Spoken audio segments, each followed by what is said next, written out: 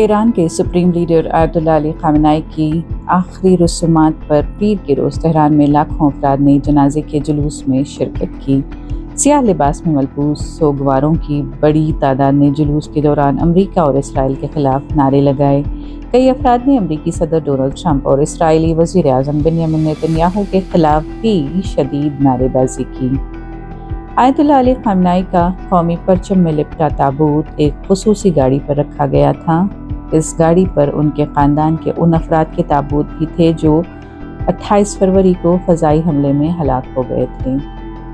سرکاری ٹیلی ویژن نے ہیلی کاپٹر سے لی گئی تصاویر نشر کی جن میں تہران کے آزادی اسکوائر سے کئی کلومیٹر تک لوگوں کا سمندر دکھائی دیا۔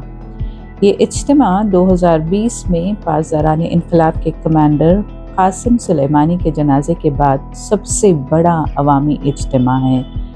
جلوس کے دوران کئی سوگوار تابوت کو چھونے کی کوشش کرتے رہے۔ کئی افراد نے اپنے رومال تابوت سے لگوائے۔ ایران میں یہ ایک باعث برکت عمل سمجھا جاتا ہے۔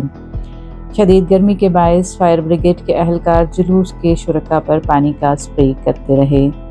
تابوتوں کو تہران کے مہرآباد انٹرنیشنل ایئرپورٹ منتقل کیا گیا جہاں سے انہیں آیت اللہ علی خامنہ کے آبائی شہر مشہد میں مزار کی جانب لے جایا جانا تھا۔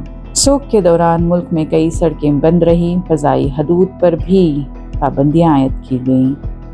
سرکاری طور پر سوگ ہفتے سے شروع ہو کر جمعرات تک جاری رہے گا۔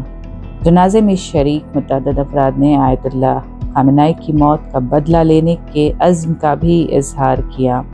جلوس میں ڈونلڈ ٹرمپ اور بنیامین نتنیاہو کے خلاف پلے کارڈز اٹھائے گئے تھے جبکہ ایک مقام پر ڈونلڈ ٹرمپ کا پتلا بھی لٹکایا گیا۔